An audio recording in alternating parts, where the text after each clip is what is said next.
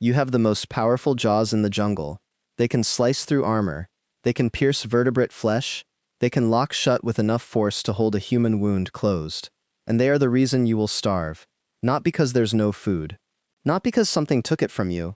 Because your weapons are so massive, so overdeveloped, so perfectly built for killing, they physically cannot fit food into your mouth. Your jaws are sickles. They cut. They hook. They lock. But they cannot chew. They cannot tear off a small enough piece.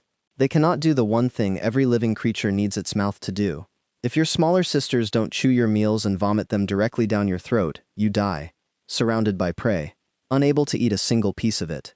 This is your life as a soldier army ant. You don't choose it. You begin as an egg, one of 4 million laid in a single month by a queen whose abdomen is so swollen it barely looks like an ant anymore. She produces 10 eggs every few seconds. A pulse. A pause. A pulse. You are one of millions of identical sisters, all the same age, all laid in the same wave, all blind, all hungry at the exact same time. The nest around you is not made of dirt. It is not made of wood or leaf or wax. It is made of your older sisters. 500,000 of them, hooked together by their feet, forming walls and floors and ceilings out of living bodies. They regulate the temperature inside, 13 degrees warmer than the jungle air, by opening and closing gaps between their linked limbs. A breathing building, a city made of daughters. You don't see any of this. You will never see anything.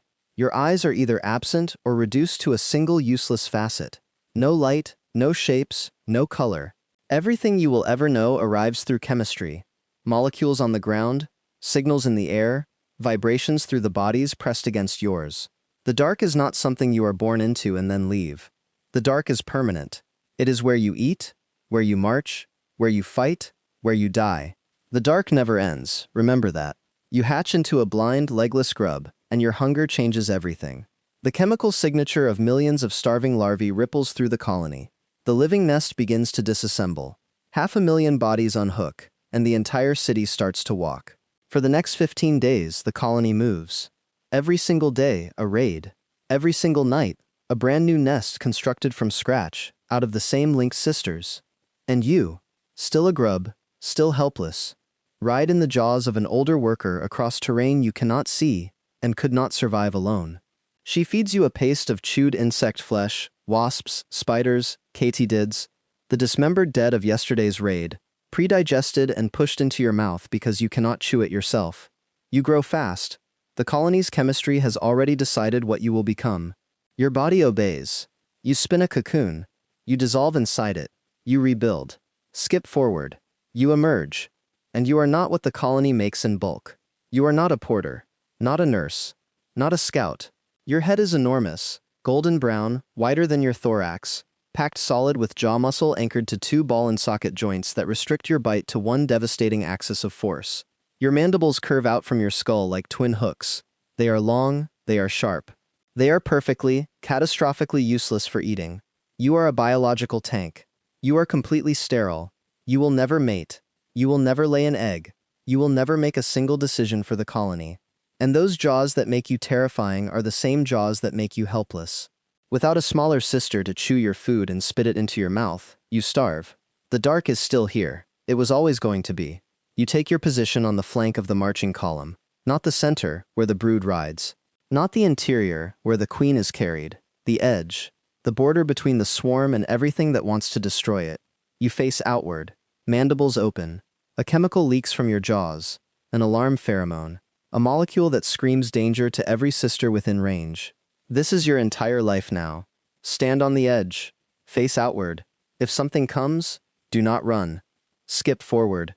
200,000 ants move in a single raid.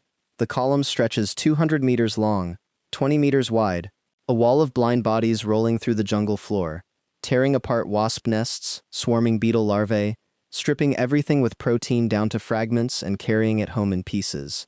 You don't carry anything. You don't hunt. You hold the flank while your sisters work. You march. You stand. You hold perfectly still on the edge of the swarm, and the jungle presses against you from every direction, and you cannot see a single thing that is coming. Your job is to die in the right place at the right time. Skip forward. The trail hits a gap, a crack in the bark, a dip in the ground. It slows the column. A worker approaches the gap, measures it with her body. She fits. She lies down across it and stops moving. She becomes the road. Thousands of her sisters walk directly over her back for hours. She does not shift. She does not leave. When the column finally passes, she peels herself up and follows. If she can still move. No one notices. No one waits for her. When the column hits a slope, workers who lose their footing freeze and lock onto the surface. Others lock onto them. Layers stack. A living scaffold forms out of slipping bodies, driven by nothing but a feedback loop of falling and gripping. They hold until the column passes. Some of them are trampled for hours. The colony does not recognize individuals. It does not think. It does not grieve. It optimizes. And then there is something else marching in the column, something that is not an ant. A beetle, teardrop-shaped, smooth enough that mandibles slide off its shell. It walks in perfect step with the swarm, and no one attacks it, because it smells exactly right. It wears the colony's chemical signature on its body, a stolen scent that makes it invisible. It marches past nurses, past soldiers, past you, and when it reaches the brood chamber, it begins to eat the larvae. The nurses stand beside it and do nothing. They cannot tell the difference between the beetle and a sister. The colony has no immune system for betrayal. Skip forward. Something lands near the column. You don't smell it in time. A fly, smaller than your head. It has been following the swarm for hours, tracking the chemical trail that leaks from your open jaws. The same alarm pheromone you release to protect the column. The fly doesn't care about your warning. The fly uses it as a homing beacon. It dives. One strike. A needle-thin ovipositor punches through the gap behind your head and deposits a single egg inside your body. You don't stop. You can't stop. The egg hatches. A maggot eats its way toward your brain. It feeds on your fluids. It hollows you out from the inside. You are still alive. Still marching, still holding the flank. And somewhere behind you, a predatory beetle has already smelled the change in your chemistry. It is following you now, waiting for you to slow down. Your defense summoned your parasite. Your parasite summoned your predator. The dark doesn't care. Here is the shape of the system you serve. 22 million workers in the largest colonies. All daughters of one queen.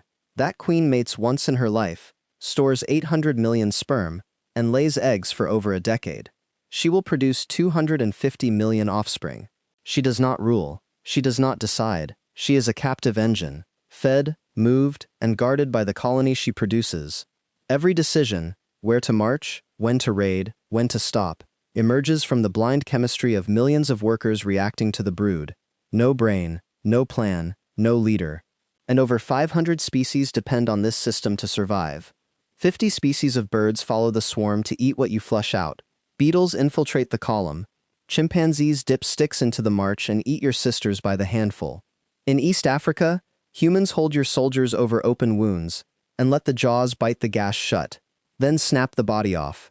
The severed head stays locked in the flesh, antennae still twitching, dying slowly to hold a stranger's skin together. You are the foundation of an ecosystem that feeds on you, uses you, and does not notice when you're gone. The largest death spiral ever recorded measured 1,200 feet around. 1,200 feet of blind ants following the pheromone trail of the ant in front of them, not knowing the trail looped back into itself. Each ant took 2.5 hours to complete one lap. The spiral lasted 2 full days. Nobody broke free. 2 days of marching. 2 days of stepping over the bodies of sisters who collapsed beneath them. 2 days of the most coordinated military force on Earth, walking in a perfect, pointless circle until the entire vortex collapsed into a graveyard of exhaustion and starvation. No predator caused it, no enemy triggered it. A trail crossed itself, and the chemistry did the rest. Researchers who have witnessed a death spiral say the same thing. They say you can hear it before you see it. A faint, continuous rustling that doesn't stop. They say the circle keeps turning long after most of the ants inside it are dead, because the ones still alive have nothing left except the signal, and the signal says keep walking. The dark was still there. It was always going to be there. You last a few months. Exhaustion takes most soldiers. Parasites take others. Some fall behind during a night migration, and the column moves on without them. No one turns back. No one comes looking. You don't know what the colony became. You don't know that the living city you helped build every night kept walking for years after your legs gave out. You don't know that the queen you guarded will outlive you by a decade, or that the system you died for will keep optimizing long after every molecule of your body has returned to the soil. Something in you held the flank. Something in you opened your jaws. Something in you stood in the dark and did not move. You don't know why. You never had to. There is one ant that builds a colony even larger than yours. It doesn't hunt, it farms. It cultivates a living organism underground and feeds a nation on what it grows. And it has been doing it for 60 million years, 58 million years before humans planted their first seed. Next time,